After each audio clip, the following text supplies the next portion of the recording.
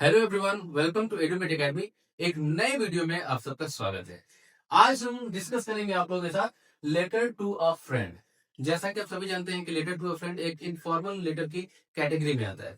वैसे तो मैंने बोर्ड एग्जामिनेशन की तैयारी करने वाले बच्चों के लिए ये वीडियो बनाई है, but let me remind you first कि ये जो वीडियो है या ये जो टॉपिक है स्टैंडर्ड 6 से स्टैंडर्ड 12 तक पढ़ने वाले सभी स्टूडेंट्स के लिए उतनी ही ज्यादा यूजफुल है।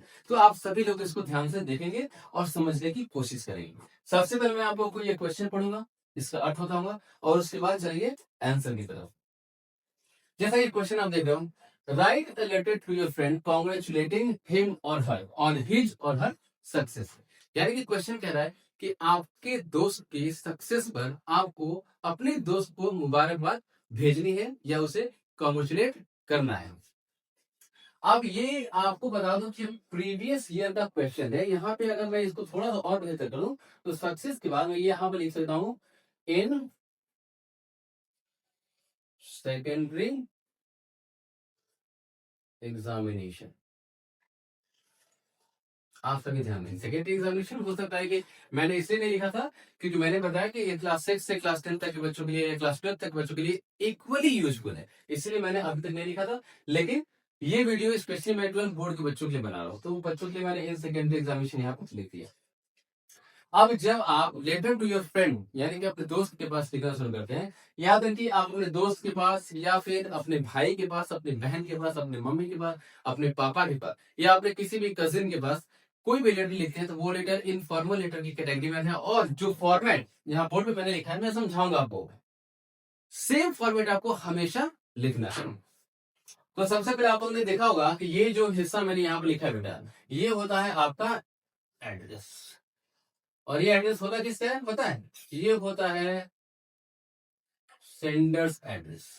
सेंडर एड्रेस का मतलब हुआ लिखने वाले या फिर भेजने वाले का पता, यानी कि ये लेटर आप लिख रहे हो अपने दोस्त के लिए, तो आपका पता यहाँ पर मेंशन किया जाएगा। अब कई बार क्या होता है स्टूडेंट्स, आप ध्यान देंगे क्वेश्चन में ही आपका एक नाम दिया हुआ रहता है, जैसे मान लो कोई नाम अमन दे दिया और लड़की का नाम दे दिया अमृता, और साथ ही साथ एक एड्रेस भी ऑलरेडी क्वेश्चन में दिया रहता है। मैं वैसे क्वेश्चंस भी आपको बताऊंगा, लेकिन चूंकि इस क्वेश्चन में ना ही तो कोई नाम दिया गया है और ना ही कोई एड्रेस मेंशन किया गया है, ऐसी कंडीशन में आप चाहो तो आप अपना प्रॉपर एड्रेस यहाँ पर लिख सकते हो, या फिर आप इसके बदले में, ध्यान से आप देखेंगे, इसके बदले में आप डायरेक्ट लिख सकते हो एग्जामिनेशन हॉल। कई बार ये चीजें भी इम्प्लीमेंट की जा सकती है, मैं आपको बता दूं। और अगर आपको एड्रेस लिखना है, सेंटर एड्रेस लिखना है पूरी तरह से, क्वेश्चन में कोई एड्रेस नहीं दिया गया है, तो आप एड्रेस कैसे लिखोगे? याद रखिए छोटी इकाई से शुरू करते हैं।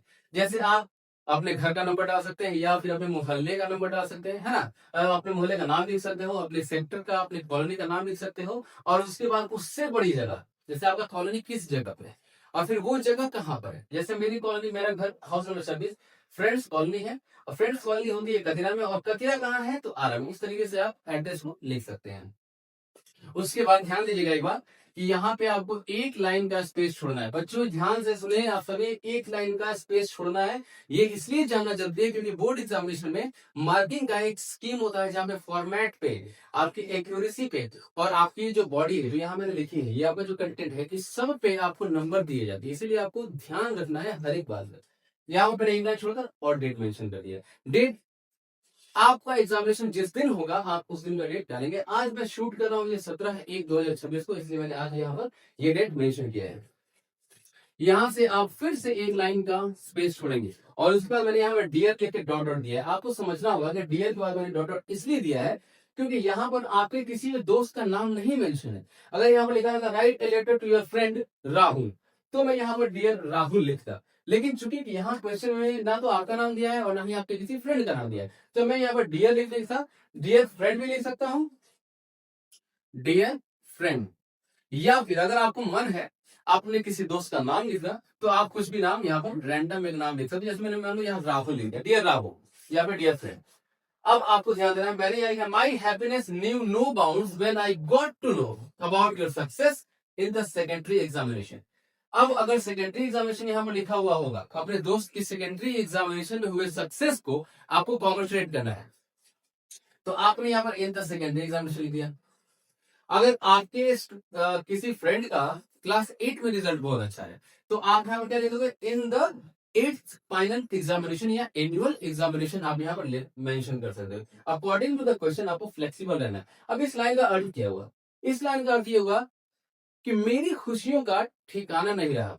ध्यान से देखा, my happiness knew no bounds, इस पूरे लाइन का अर्थ होता है मेरी खुशियों का ठिकाना नहीं रहा जब मुझे पता चला about your success in the secondary examination, तुम्हारी सफलता सेकेंडरी एग्जामिनेशन में, यानी तुम्हारी सफलता के बारे में जो कि तुमने सेकेंडरी एग्जामिनेशन में अर्जित की है उसके बारे में जब मुझे पता चला तो मेरी खुशियों का ठिकाना नहीं रहा। याद रखिए, जब भी आपका कोई भी क्वेश्चन आए, या तो सेकेंडरी एग्जामिनेशन हो या उसको कोई जॉब लगती है ना, या किसी लाइफ में कुछ बहुत अच्छा होता है और आप चाहते हैं उसको कॉन्ग्रेचुलेट करना, क्वेश्चन में आता है कि कॉन्ग्रेचुलेट करना है, तो आप ये लाइन पूरी तरीके से उतार सकते हैं। बस चेंज क्या करना है आपको, अबाउट योर, यहां तक आप सेम टू सेम लिखोगे। ये जो हिस्सा है success in the secondary examination की जगह पे आप लिख सकते हो about your qualification in the, मान लीजिए रेलवे एग्जामिनेशन, या about selection in government school, या फिर about success in any other field. वो आपके क्वेश्चन के हिसाब से आप फ्लेक्सिबिलिटी उसको रखेंगे।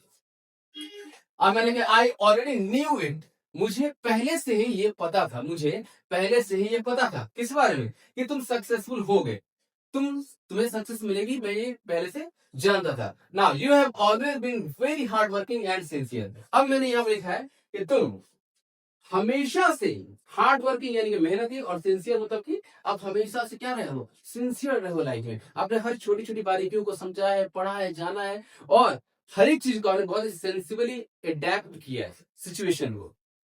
तो आपने यहाँ पर अपने फ्रेंड की थोड़ी सी तारीफ कर दी। आप याद रखो दोस्त, कोई भी किसी भी फील्ड में सक्सेसफुल वो होता है, आप ये पूरा का पूरा I already knew it, you have always been very hard working and sincere लिख सकते हैं। ये आपको कहीं भी चेंज नहीं करना। मैंने अब यहाँ से पैराग्राफ चेंज कर दिया, कि यहाँ से मैंने पैराग्राफ चेंज कर दिया। आई नो, अब यहाँ से लिखा मैं जानता हूं कि this is the beginning of some great milestones yet to be achieved.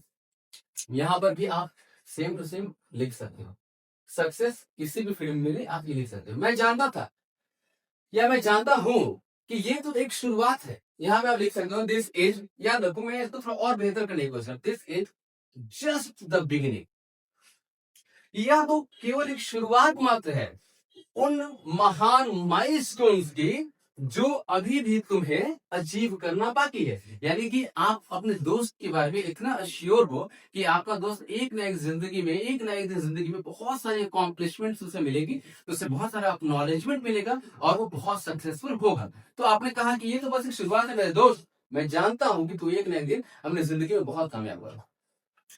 आप सभी मेरी एक बात को ध्यान से सुनेंगे बच्चों, मैं आप लोगों को कुछ बताना चाहता हूँ। जैसा कि हम सभी जानते हैं कि आजकल एग्जामिनेशन के टाइम में बच्चे बहुत ज्यादा नर्वस है, लेकिन एक बात हमेशा ध्यान रखना बच्चों, कि गुण मिले तो गुरु बनाओ और चित्त मिले तो चेला, गुण मिले तो गुरु बनाओ और चित्त मिले तो चेला, मन मिले तो मित्र बनाओ वरना रहो अकेला। अकेले का मतलब ये नहीं होता है कि आपको समाज ने अकेला कर दिया। जब आप सॉलिट्यूड में जाते हो, जब आप एकांतवास में जाते हो, किस लिए, कुछ बड़ा अचीव करने के लिए, कुछ बड़ी अकॉम्प्लिशमेंट के लिए, तब वो एकांतवास होता है, अकेलापन नहीं। कई बार लोग कहते हैं कि strike the iron while it is hot, but मैं कहता हूं कि make it hot by striking yourself, because no one else is going to do it for you. आपके लिए दूसरा कोई कुछ नहीं करेगा, वो सिर्फ भाषण देंगे, बोलेंगे, जो कुछ करना है वो आपको करना है मेरे दोस्त। इसलिए जिद, जोश और जुनून के साथ आपको थोड़ी सी सूझबूझ और सेंसिबिलिटी भी रखनी है अपनी पढ़ाई में। इस बात का हमेशा ख्याल रखें। आप इन सारी बातों का ख्याल रखेंगे, आपको एक ना एक दिन सक्सेस जरूर मिलेगी। Thank you. आगे बढ़ते हैं। I am really sorry that I could not attend the celebration party, but मैंने क्या लिखा है, but my best wishes are always with you. अब आप यहाँ पर थोड़ा सा अफसोस करोगे कि आपके दोस्त की सेलिब्रेशन पार्टी वो सक्सेसफुल हुआ कहाँ, सेकेंडरी एग्जामिनेशन। और ऑब्वियसली जब सक्सेसफुल होते हैं आजकल, तो पार्टियां तो ऑब्वियसली बहुत ज्यादा ऑब्वियस है। आज हर छोटी छोटी बात को हम पार्टी अटेंड करते हैं, पार्टी थ्रो करते हैं। तो यहाँ पर आपके दोस्त ने पार्टी दी और आप अटेंड नहीं कर पाए, आपने बोला कि मैं अटेंड नहीं कर पाया इसलिए मुझे माफ करना। मैं बहुत शर्मिंदा हूँ इस बात के, आपने अपनी शर्मिंदगी जाहिर की, लेकिन आपने फिर भी कहा कि लेकिन जो मेरे बेस्ट विशेष है, मेरे फ्रेंड, वो हमेशा तेरे साथ है। My parents have sent wishes and blessings for you. और आपने यहाँ पर ये भी कहा कि मेरे माता पिता ने तुम्हें बहुत सारा प्यार, बहुत सारी बधाइयां, बहुत सारा आशीर्वाद भेजा है। और फिर आपने कहा क्या, hope to see you soon, जल्दी मिलते हैं, उम्मीद करता हूं कि तुमसे जल्दी मुलाकात होगी। योर्स लविंगली, तुम्हारा प्यारा, तुम्हारा प्रिय। और यहाँ पर मैंने, आप देख रहे हो कि मैंने खाली स्पेस छोड़ा हुआ है। मैंने खाली स्पेस इसलिए छोड़ा हुआ बच्चों कि ये चूंकि आपने लिखा है ये लेटर, तो क्वेश्चन में कभी कभी ऐसा दे देता है कि यू आर राहुल, ठीक है, या फिर you are Aman slash Amrita. तो क्वेश्चन में ही आपका एक नाम दे देगा, आपका एक एड्रेस दे देगा। उस कंडीशन में आपका जो इंडिविजुअल स्पेसिफिक नाम है, आप वो नाम नहीं याद रखोगे, या फिर वो नाम आप इस आंसर में नहीं पुट करोगे। आप क्या करोगे, according to your question, according to the question, आप वहां पर उसी नाम को मेंशन करोगे। जैसा अगर क्वेश्चन में दिया था कि you are Aman slash Arpita, तो लड़कियां क्या करती है, यहाँ पर लिखती है योर्स लविंगली अर्पिता, और लड़के क्या लिखते हैं, योर्स लविंगली अमन। तो यहाँ पर, और अगर अगर आप लोग ध्यान से सुनेंगे कि अगर कोई भी नाम नहीं दिया होगा क्वेश्चन में, तो आप यहाँ पर अपना नाम भी लिख सकते हो, या फिर एक्स वाई जेड भी लिख सकते हो। अब जैसा कि इस वीडियो में मैंने आप लोगों को बताया, मैं एक बार थोड़ा साइड हट जाता हूँ, जिससे आप सभी बच्चे में चाहूंगा कि एक बार स्क्रीनशॉट आप ले लो पूरे वीडियो का। उम्मीद करते हैं कि आप सबने स्क्रीनशॉट ले लिया होगा। और आपसे एक उम्मीद मैं करता हूं, आप सबसे इतनी गुजारिश करता हूं बच्चों, कि जो भी टॉपिक मैं पढ़ाऊंगा उसको कुछ नहीं करना है, आप एक बार से ध्यान से सुनो, एक बार ध्यान से सुनो। आपने स्क्रीनशॉट ले लिया, आप उसे कॉपी पर नोट डाउन जरूर करो। बच्चे लिखना भूल गए हैं, जब तक आप लिखोगे नहीं बच्चों, तब तक एग्जामिनेशन कैसे पास करोगे। आपको लिखने की क्षमता, आपकी जो राइटिंग एबिलिटी है, वो कहीं ना कहीं कम हो रही है, और इसके लिए जिम्मेदार सिर्फ और सिर्फ आप हैं। आपको ध्यान देना होगा, आपको लिखना होगा, सारी चीजें नोट डाउन करिए। और मैं कोशिश करूंगा कि अपने डिस्क्रिप्शन बॉक्स में मैं एक पीडीएफ, जो प्रीवियस ईयर के क्वेश्चन है उसका पीडीएफ मैं आप लोगों को इंक्लूड कर सकूं। आप लोग मेरे डिस्क्रिप्शन बॉक्स में जाएंगे, आप लोग वहां से वो पीडीएफ डाउनलोड करेंगे, और कोशिश करेंगे कि जो भी क्वेश्चंस के डाउट है, जो भी आप लोगों को डाउट है ग्रामर से या राइटिंग सेक्शन से या फिर लिटरेचर से, आप वहां कमेंट सेक्शन में मुझे बताएं, ताकि मुझे पता चल सके कि मुझे आपके लिए अगली टॉपिक कौन से, मतलब किस टॉपिक पे अगली वीडियो बनानी है। होप कि आपको ये उम्मीद, मेरी ये मेहनत, मेरा ये प्रयास अच्छा लगा होगा। और आपसे फिर मिलते हैं कल एक नई वीडियो के साथ, जो आपके एग्जामिनेशन के लिए सीरियसली बहुत ज्यादा यूजफुल होगी। Thank you so much for watching, hope you like it. इस चैनल को सब्सक्राइब करो, वीडियो को लाइक करो और शेयर करो। थैंक यू सो मच, मिलते हैं अगली वीडियो में। Take care, see you, bye bye.